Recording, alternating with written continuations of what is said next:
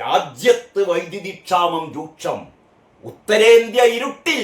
ഉത്തരേന്ത്യ ഇരുട്ടിൽ. മോദി ഭരിക്കുന്ന ഉത്തരേന്ത്യ മുഴുവൻ ഇരുട്ടിൽ. ഞമ്മള് വെളിച്ച വിപ്ലവം.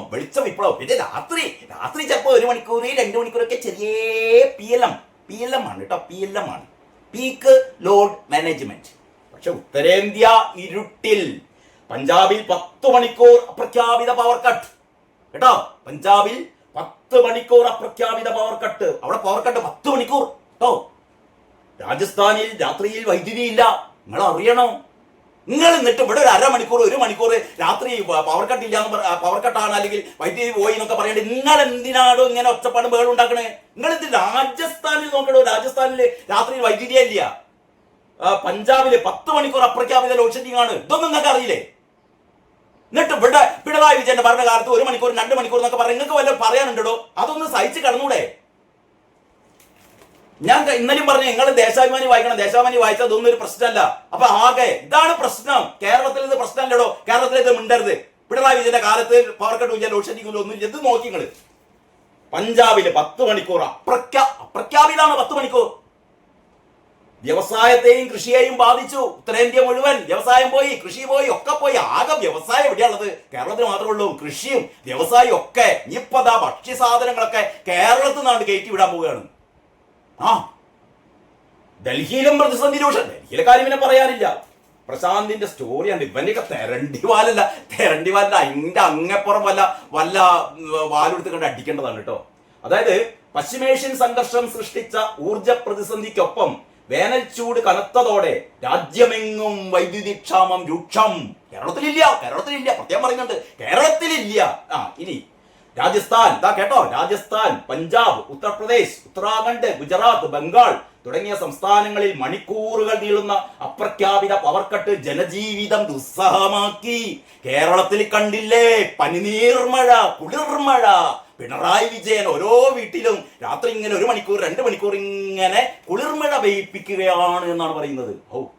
ഇതാണ് പറയുന്നത് കണ്ടാമൃഗങ്ങളൊക്കെ ഓടിപ്പോയി എന്നാ പറയുന്നത്. കാരണം ഇവിടെ നിന്നിട്ട് കാര്യമില്ല.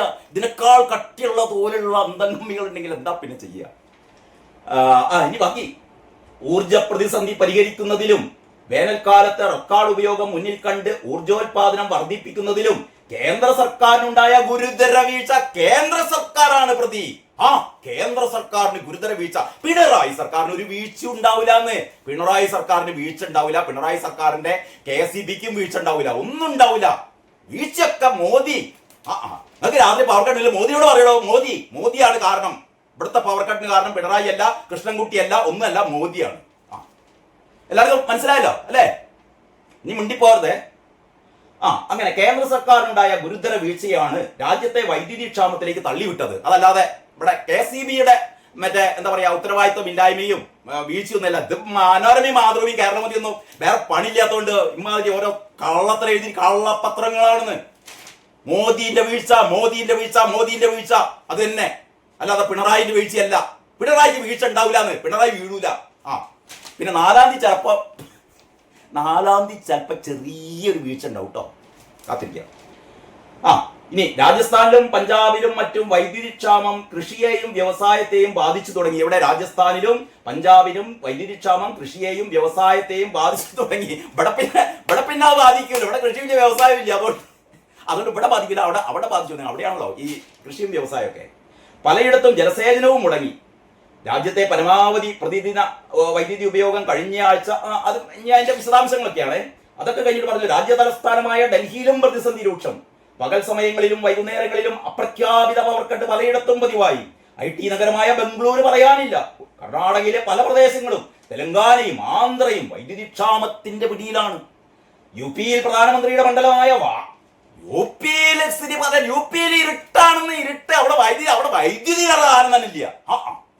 എന്നിട്ടാണ് മറ്റേ യോഗി നമ്മൾ ഉണ്ടല്ലോ, ആദിത്യനാഥിന്റെ UPയിൽ അവിടെ ഒന്നുമില്ലാന്ന്. അവിടെ വൈദ്യുതി, അവിടെ ലൈറ്റും ഇല്ല, കറണ്ടും ഇല്ല, ഫാനും ഇല്ല, ഒന്നുമില്ല അവിടെ. നമ്മളെ പിണറായി എന്താ അല്ലേ? അതാ പറയുന്നത്. ചിരിക്കാതെ എന്താ ചെയ്യ? UPയിൽ പ്രധാനമന്ത്രിയുടെ മണ്ഡലമായ വാരണസിയിലും ലക്നൗ, നോയിഡ, ഗാസിയാബാദ് എന്നിവിടങ്ങളിലും മണിക്കൂറുകൾ എവിടെയാണ് മണിക്കൂറുകൾ വൈദ്യുതി ഇല്ലാത്ത നിലയിലാണ്. ഇതാണ് ദേശാഭിമാനിയുടെ സ്റ്റോറി കേട്ടോ. കേരളത്തിലൊന്നുമില്ല. അതുകൊണ്ടാണ് ഞാൻ പറയുന്നത് ഈ പത്രങ്ങൾ വാങ്ങണം.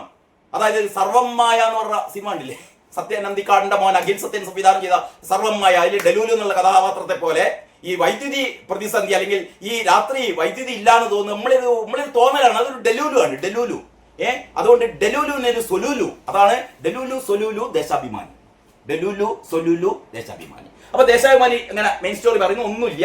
പിന്നെ എന്റെ എങ്ങനെ പറഞ്ഞ ചെറിയൊരു വാർത്തന്റെ അമിത വൈദ്യുതി ഉപയോഗം മൂലമുള്ള സമ്മർദ്ദം കുറയ്ക്കാൻ രാത്രി അരമണിക്കൂർ നിയന്ത്രണം. അതുണ്ട് കേട്ടോ കേരളത്തിൽ. ഒരു അരമണിക്കൂർ നിയന്ത്രണം ഉണ്ട്. അത് വൈദ്യുതി ഇല്ലാഞ്ഞിട്ടൊന്നുമില്ല, വൈദ്യുതി ഇല്ലാഞ്ഞിട്ടൊന്നുമില്ല. പിന്നെന്താണ് അമിത വൈദ്യുതി ഉപയോഗം മൂലമുള്ള സമ്മർദ്ദം കുറയ്ക്കാൻ. അതായത് സമ്മർദ്ദം കുറയ്ക്കാൻ ഒരു അരമണിക്കൂർ ചെറിയൊരു നിയന്ത്രണം ഉണ്ട് കേട്ടോ. അത്രയേ ഉള്ളൂ.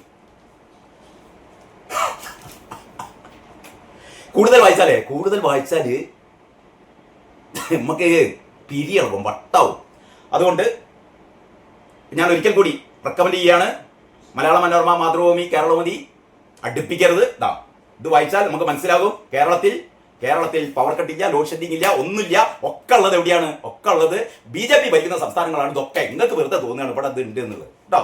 അപ്പൊ ഇനി രാത്രി ഒരു ചെറിയ അരമണിക്കൂർ എന്തുണ്ടാവും ഈ PLM ഉണ്ടാവും. അന്നേരം മുദ്രാവാക്യം വിളിച്ചാൽ മതി. ഗുലാബ് സിന്ദാബാദ്, പിണറായി വിജയൻ സിന്ദാബാദ്, മറ്റേ മുഹമ്മദ് റിയാസ് സിന്ദാബാദ്. ശരി, ബാക്കി വിശേഷങ്ങൾ നമുക്ക് അടുത്ത വീഡിയോ കേട്ടോ. എല്ലാവർക്കും നന്ദി, നമസ്കാരം.